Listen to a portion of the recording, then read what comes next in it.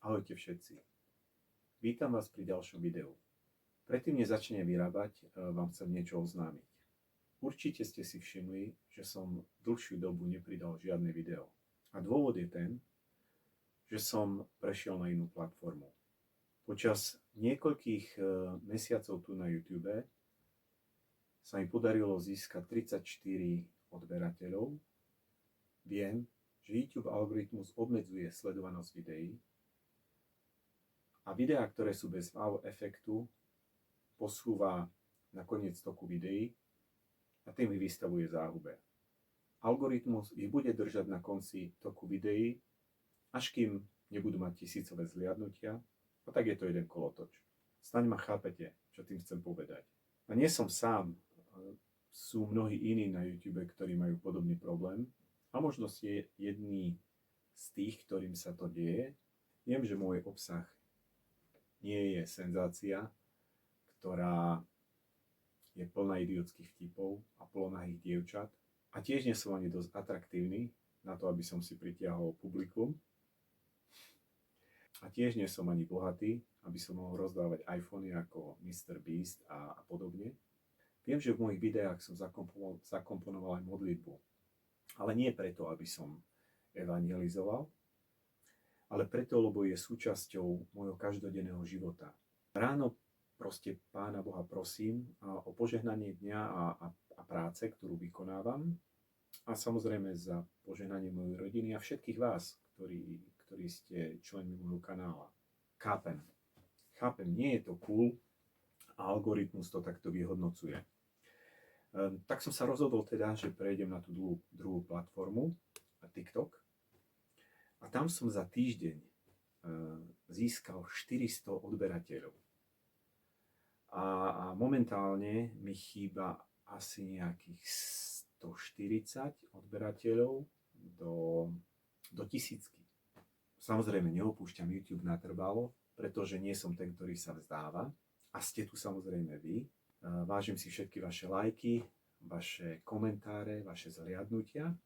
Preto som sa rozhodol, že všetky promócie a dlhšie videá budem uploadovať tu na YouTube. Možno pridám aj nejaké krátke video, ale nebude to tak často. No a väčšinou času budem tráviť na TikToku. Tak asi tak. Kľudne mi napíšte do komentára, čo si o tom myslíte. Tiež vaše postrehy, kľudne si vylejte srdce, ak vás to trápi takisto. A pozývam vás zároveň, aby ste sa stali aj odberateľmi môjho TikTok kanála. Čo chcem povedať ešte o TikToku je, že jednou z výhod, ktoré som tam zistil za tú krátku dobu, ktorú som tam, je, že sa dá s tými ľuďmi komunikovať jednoduchšie ako na YouTube. Formou správ, nie len komentárov, ale formou správ. A je to dobré. Je to dobré, pretože takto sa dá zdieľať, takto sa dá učiť a predávať aj svoje vlastné skúsenosti tým iným a tiež príjmať iných rady. Tak asi takto. Tak poďme vyrábať.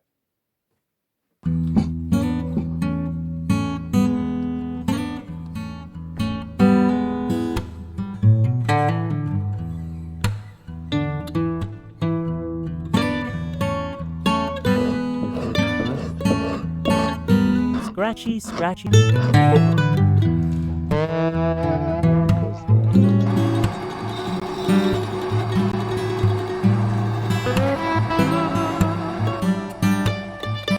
úvode som zabudol spomenúť, že už nebudem produkovať videá v anglickom jazyku, lebo to nemá žiaden zmysel, čo sa týka zvýšenia sledovanosti.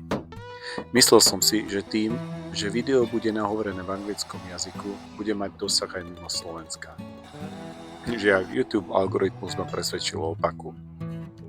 V každom prípade bude možno subtitulkov v anglickom jazyku.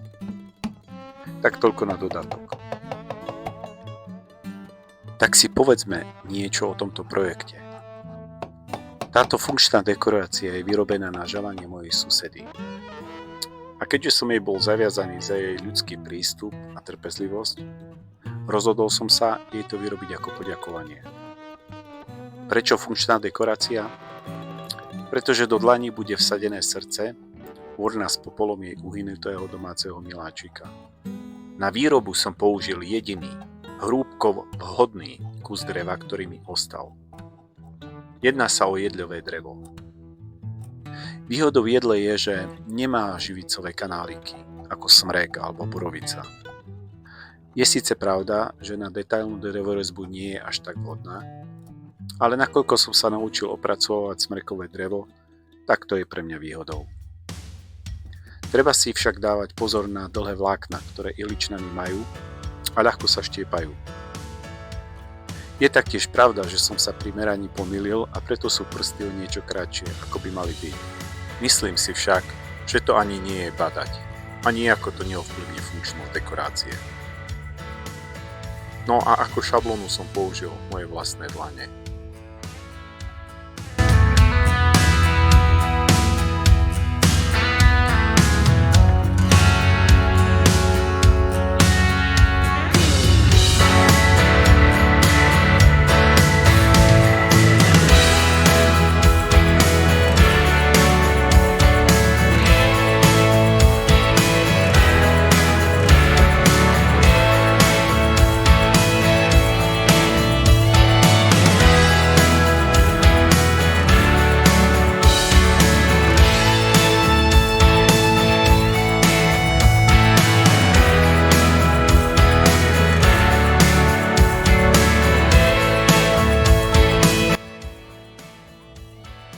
Vo videu bude vidieť zmeny v osvetlení.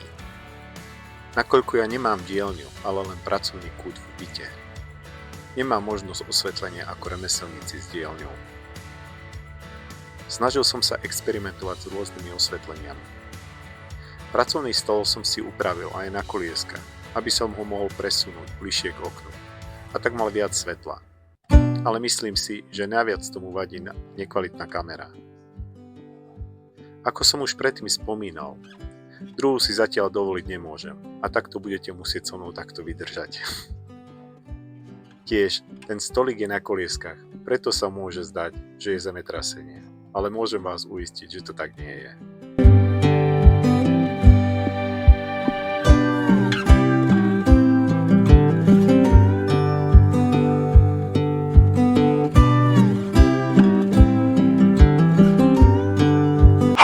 I am just checking on you if still watching. Are you? Aha, watching too. Come on, I need you to score. Yes, boss. Still watching.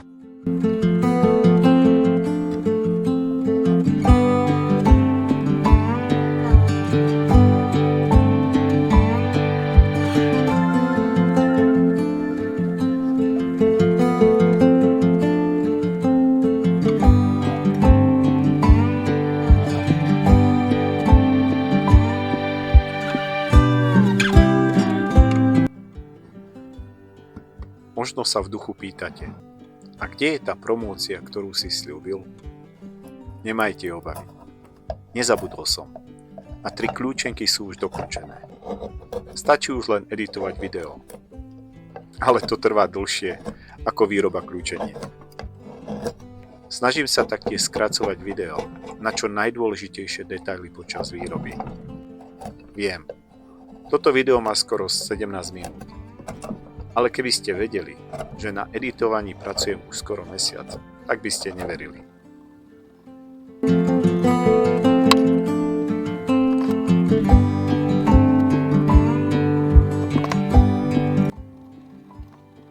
Zo skoro 500 GB záznamu som musel urobiť 4 GB. Brúsenie trvalo dvakrát tak dlho ako vyrezávanie. A to som musel ešte po dokončení a nalakovaní dekorácie lak zoškrabať a prebrúsiť všetko odznova. Urobil som amatérskú chybu. Bol som netrpezlivý a chcel som dokončiť tú dekoráciu čo najskôr. Neuvedomil som si však, že lak je dosť hustý a nie je poriadne premiešaný. A tak drevo kompletne zbledlo a vyzeralo to, ako keby som to natrel bielou farbou. Najhoršie sa opravovali nechty. To bola úplná katastrofa. Bol som vtedy nesmierne znechutený a skoro som to vzdal. Chvála Bohu sa to podarilo ako tak opraviť. A výsledok uvidíte na konci videa. Ale nepreskakovať. You could do it faster. Nope. Okay, boss, no problem.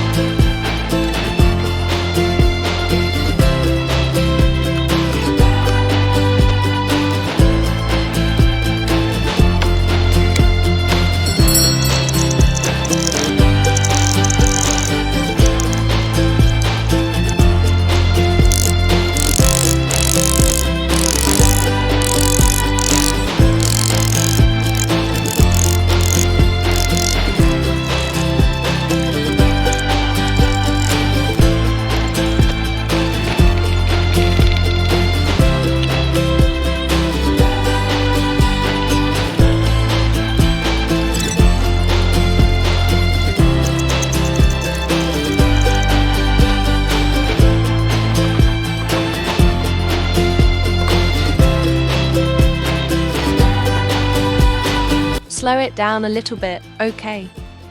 No! I'm on it, boss.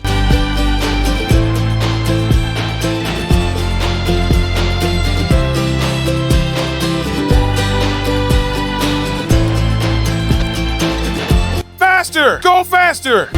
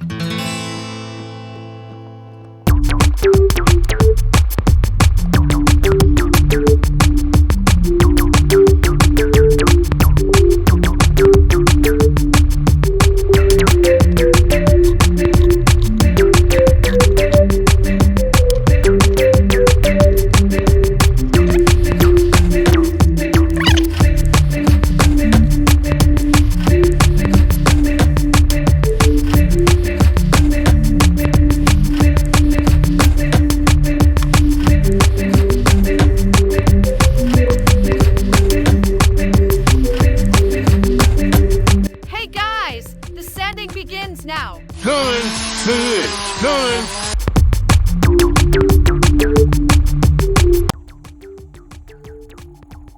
Možno sa chytáte za hlavu.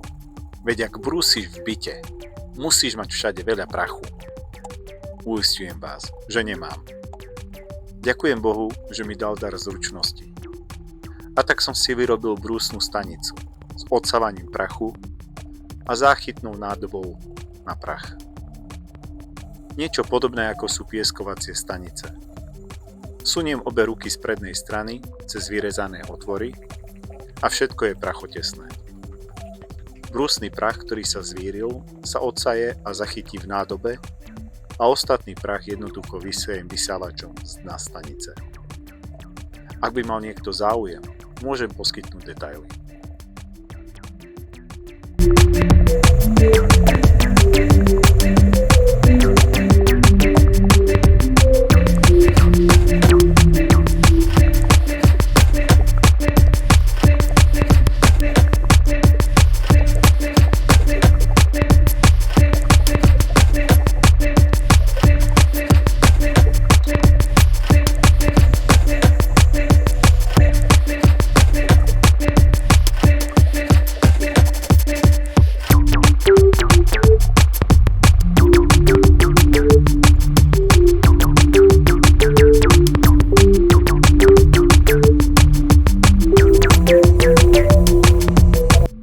to the nails.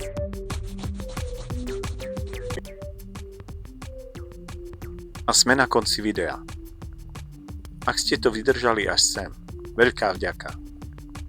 Taktiež vďaka za všetky lajky, komentáre a zdieľania. Teším sa na vás v ďalšom videu, v ktorom traja z vás budú môcť získať originálnu kľúčenku. It's space time! Tak sa majte pekne a nech vás žehná Boh.